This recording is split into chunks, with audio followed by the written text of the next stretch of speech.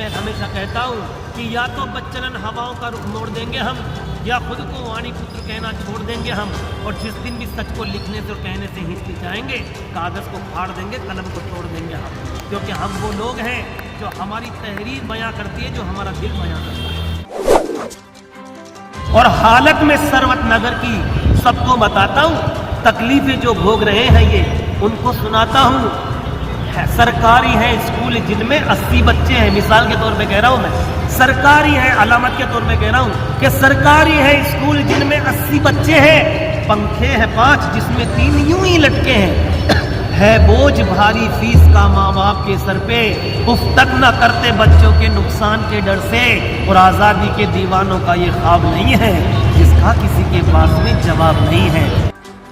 और आवाम को ये समझना होगा कि कांग्रेस को ये आप वोट देते हैं ये सोच करके बीजेपी को हराने के लिए, कि बीजेपी को हराना जरूरी है तो कांग्रेस को वोट देना ज़रूरी है, या जेडीएस को देना ज़रूरी है। अरे 17 विधायक मिलके तो कर्नाटक के अंदर बीजेपी की सरकार बना रहे कांग्रेस के लोग, फिर काय को कांग्रेस को वोट देते को, काय को जेडीएस को वोट देने का?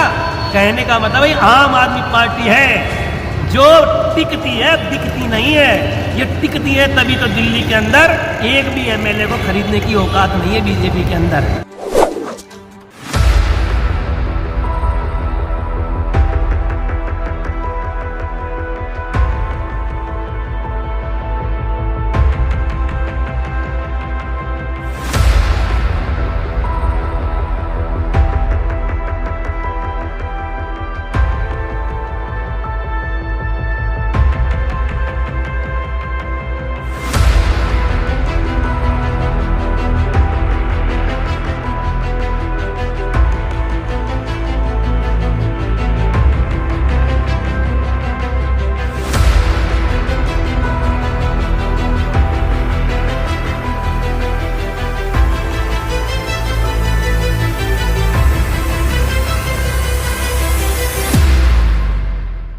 Periyar circle Nagawara main road से निकली रैली, गोविंदपुर के अंदर जाकर नागवारा टच होकर नागवारा से हम लोग वापस आ रहे हैं। आप तो देखिए ये रिस्पॉन्स बहुत अच्छा था लोगों का, लोगों में एक बदलाव आने का जो है तड़प है लोगों में। लोग चाहते हैं कि 15 साल जो काम नहीं हुआ, अरविंद केजरीवाल जी को काम को देखकर लोगों में जो है एक नई उम्मीद जागी है कि अगर वो आम आदमी पार्टी को वोट करेंगे तो उनका भला होगा, बदलाव आएगा, ऐसा रुझान लोगों में है। देखेंगे इंशाल्लाह अगर हमारी सरकार आई तो दिल्ली का मॉडल यहाँ भी बनाएंगे कर्नाटक में, ताकि पूरे मुल्क में ये जो इनकलाब का नारा लगा है इंशाल्लाह सारे मुल्क में ये नारा लग जाए और सारे मुल्क में अरविंद केजरीवाल जी आ जाए और वो प्राइम मिनिस्टर बन जाए यहाँ के इंशाल्लाह। सर्वज्ञा नगर के लोगों के साथ हमारी पूर्ण उम्मीदें हैं। उम्मीद है कि सारे सर्वज्ञा नगर के वासियों जो है हमारे साथ देंगे और हम इलेक्शन जीतकर हमारे उम्मीदवार को जिताकर, हम आम आदमी पार्टी को जिताकर हम जो है कामयाब होकर यहाँ से निकलेंगे। यह हमारा वादा है और हमारी कोशिश भी रहेगी। हर जुल्म से हर छुटकारे से हम लोग पार आएंगे और हम कामयाब होकर बाहर आएंगे। तो लोगों का रिस्पांस कैसा लग रहा है सर आपको? रिस्पांस तो बहुत अच्छा है। मसले तो बहुत ज़्यादा हैं जो पिछले 15 साल में जो हमारे मौजूदा एमएलए थे वो लोग तो कुछ किए नहीं हैं, और कहने को तो सारे पार्टियां बहुत सारे ख्वाब दिखा रहे हैं, जिसमें जेडीएस भी है, बीजेपी भी है, एसडीपीआई भी है और कई सारे पार्टियां हैं जो ख्वाब दिखा रहे हैं लोगों को। लेकिन आवाम आज जान चुकी है, सब जाग चुके हैं। लेकिन इस बार जो है सिर्फ आम आदमी पार्टी की झाड़ू ही चलेगी, झाड़ू ही कामयाब होगी। हमारा मैनिफेस्टो में 10 गारंटी दिए हैं, जिसमें पहली गारंटी है 100% वर्क, 0% कमीशन। हम लोग कोई कमीशन, कोई करप्शन, कोई चीज़ ऐसी गलत नहीं रखेंगे। अगर हमारी सरकार आती है तो 100% जो है करप्शन फ्री सरकार बनेगी कर्नाटक में। दूसरा जो है 300 यूनिट करंट हम लोग घरों को मुहैया करेंगे। 20,000 लीटर पानी जो है 24 घंटे 24/7 हम लोग हर घर को पहुंचाएंगे। हर औरतों के लिए और स्टूडेंट्स के लिए, स्कूल स्टूडेंट्स के लिए बसों में फ्री ट्रांसपोर्टेशन रहेगा और एक्सीलेंट स्कूल्स 0 फीस के साथ जीरो डोनेशंस के साथ हर चीज़ की मुहैया करते हुए हम लोग जो है ना बच्चों को एक्सीलेंट एजुकेशन देंगे। अगर कोई बच्चा बाहर पढ़ने जाना है, कोई अब्रॉड फॉरेन में जाना चाहता है, तो उसको जो है बैंक के लिए हमारी सरकार गारंटी देगी और बच्चों के लिए जो है ना हर तरह की सहूलत देंगे। जो बच्चे पढ़े लिखे हैं, जिनको जॉब नहीं है, उन बच्चों के लिए हम लोग 3,000 रुपये हर महीना जो है हम लोग उनको स्टाइपेंड देंगे। जो बच्चे पढ़े लिखे हैं उनको 6 महीने की ट्रेनिंग देंगे। ट्रेनिंग के साथ साथ उनको जो है ना 1,500 रुपया जो है स्टाइपेंड भी दिया जाएगा। और जो बच्चे जहाँ तक पढ़ना चाहते हैं पढ़ सकते हैं, चाहे वो गरीब का बच्चा हो चाहे अमीर का बच्चा हो।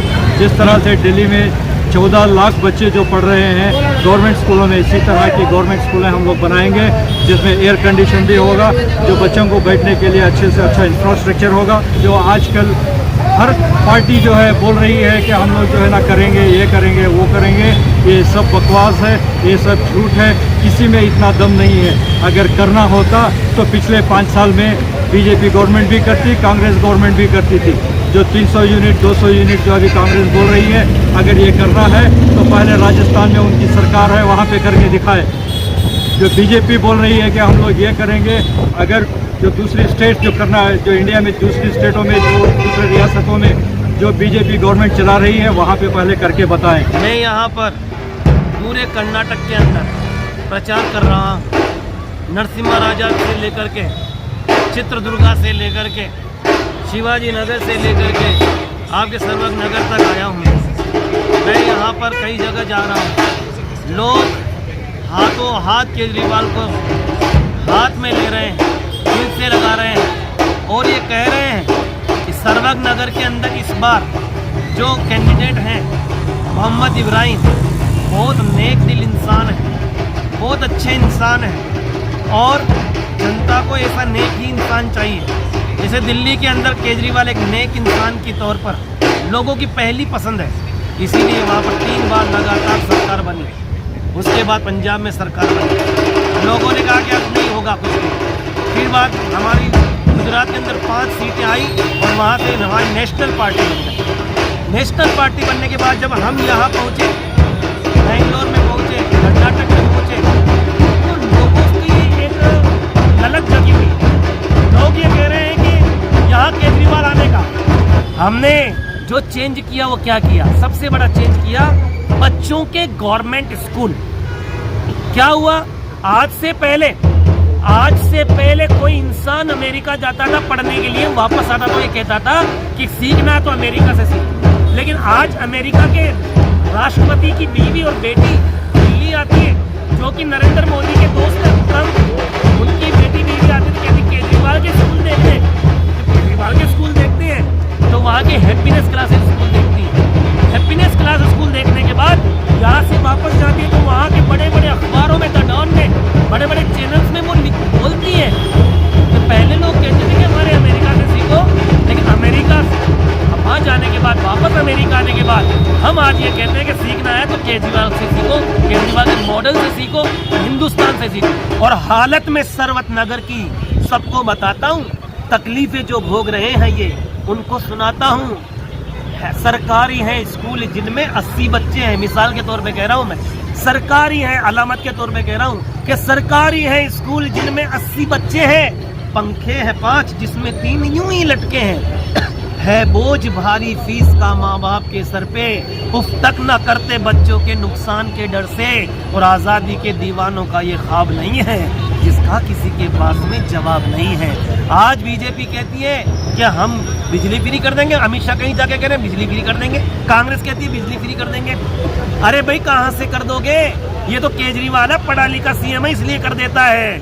आपसे कह रहे हैं चौथी पास नहीं आई ये केजरीवाल, ये केजरीवाल है। आपसे कहने ये चाहता हूँ कि जब अरविंद केजरीवाल सरकार के अंदर रहते हैं, बजट होता है शुरुआत के अंदर 26,000 करोड़ रुपया, पूरी आवाम को, दिल्ली की आवाम को बिजली फ्री, शिक्षा फ्री, हॉस्पिटल फ्री, इलाज फ्री, माँ बहनों की सुरक्षा फ्री, सब कुछ फ्री, बसों में यात्रा फ्री। उसके बाद तो बजट घाटे में जाना चाहिए, पर बजट घाटे में जाता नहीं है। आज दिल्ली का बजट जो कल आज 8-9 साल पहले ये बजट 26,000 करोड़ रुपया होता था, आज ये बजट हमने 72,000 करोड़ से ज़्यादा बजट हमने कर दिया, हम मुनाफे में भी है, फ्री भी दे रहे हैं। तभी तो कहते हैं, केजरीवाल कहते हैं कि कलाम पाक कहते हैं कि जैसी नीयत है वैसी बरकत है। और ये बरकत तब होती है जब हमारे अंदर का दिल गरीब के लिए काम करता है। इसलिए हम एक चीज़ कहना चाहते हैं कि यहाँ पर भी विकास हो सकता है, बस करप्शन मुक्त, ये हमारा सरबत नगर करप्शन मुक्त हो जाए। जब हमारा ये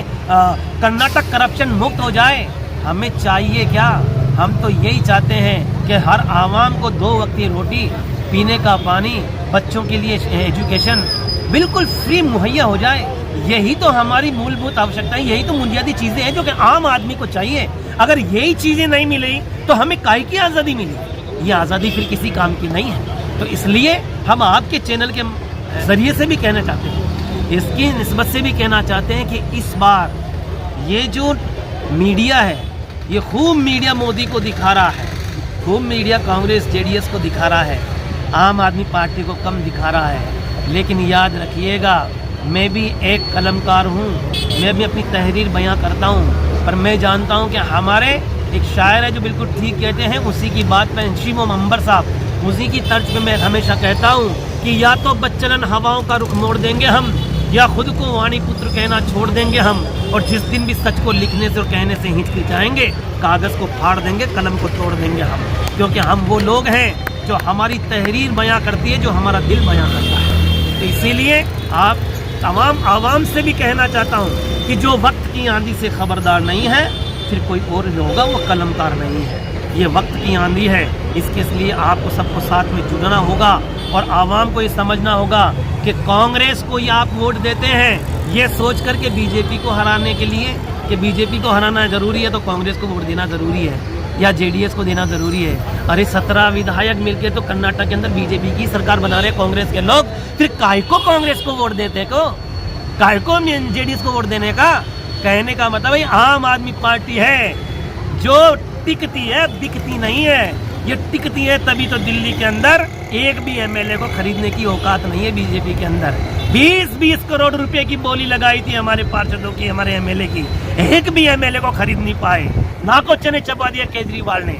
और नरेंद्र मोदी को आज ये महसूस होता है, आज ये महसूस होता है कि ये अच्छे स्कूल बनाता, अच्छे हॉस्पिटल बनाता, बुजुर्गों की पेंशन दुगनी करता, बुजुर्गों को अच्छी काम करता हुआ, इनको अजमेर शरीफ के दीदार कराता हुआ, इनको केदारनाथ के दीदार कराता हुआ, दर्शन कराता हुआ। अरे ये तो कहाँ पहुँच गया? ये तो बेंगलोर पहुँच गया, ये तो कर्नाटक पहुँच गया। इसको दबाने का तो आज मनीष सिसोदिया अच्छे स्कूल बना रहे हैं तो मनीष सिसोदिया को जेल में डाल रहे हैं। सत्येंद्र जैन अच्छे हॉस्पिटल बना रहे हैं तो उनको जेल में डाल रहे हैं। केजरीवाल लोगों के लिए अच्छा काम कर रहे हैं तो उनको झूठ मूठ में चीज़ों के अंदर कभी सीबीआई पकड़ रही, कभी वो पकड़ रही है।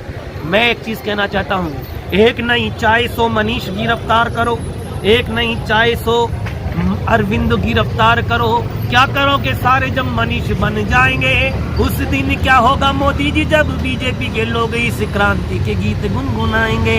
याद रखो आपकी जेलें भी छोटी पड़ेंगी जब बन के अशफाक हम जेलों को सजाएंगे। याद रखो आपकी जेलें भी छोटी पड़ेंगी जब बन के भगत हम जेलों को सजाएंगे, बन कर टीपू हम जेलों को सजाएंगे। और मोदी जी तुम्हारी बंदूकों में गोलियां नहीं है, उससे ज्यादा हम सीने लेके आएंगे। मोदी जी तुम्हारी बंदूकों में गोलियां नहीं है, उससे ज्यादा हम सीने लेके आएंगे। गरीबों का भविष्य बनाने वालों को तो आप मासूमों का अरे मासूमों का भविष्य बनाने वालों को तो आप बिला वजह यहाँ जेल की हवा खिला रहे। और जिन घरानों ने जनता को नोच खाया आप उनके आगे क्यों ऐसे दुम ये हिला रहे? हिंडनबर्ग की रिपोर्ट झूठी है तो फिर आप संसद में छाती ठोक क्यों बिलबिला रहे? और न्यायपालिका पे जरा भी भरोसा है तो फिर अडानी को अपनी क्यों गोद में खिला रहे हैं? न्यायपालिका पे जरा भी भरोसा है तो फिर अडानी को अपनी क्यों गोद में खिला रहे? तो इसलिए कह रहे हैं कि आवाम सब जानती है, LIC बेच दिया, कोयला बेच दिया, देश का सब कुछ बेच दिया, खदान बेच दिया, आपने सड़क बेच दी, सब कुछ, नदियां बेच दी, पहाड़ बेच दिया, जंगल बेच दिया, कुछ बचा नहीं है। और जब बचा था तो LIC को बेच रहे हैं। मोदी जी ये देश कभी माफ नहीं करेगा। ये देश कह रहा है कि कुरान शरीफ में लिखा है अना कासिमुन युतिउल्लाह, कि अल्लाह ताला जुल्म करने वाले की रस्सी को ढीली छोड़ देता है, पर वो ये ना समझे कि मुझे ढीला छोड़ दिया, पर वो खींचता तो एक साथ खींचता, पता भी नहीं चलता है। मंजर छीन लेता है, दिखाता है फकत कतरा समंदर छीन लेता है। वो अव्वल तो किसी भी हाथ को उठने नहीं देता, जो उठ जाए तो हाथों से पत्थर छीन लेता है।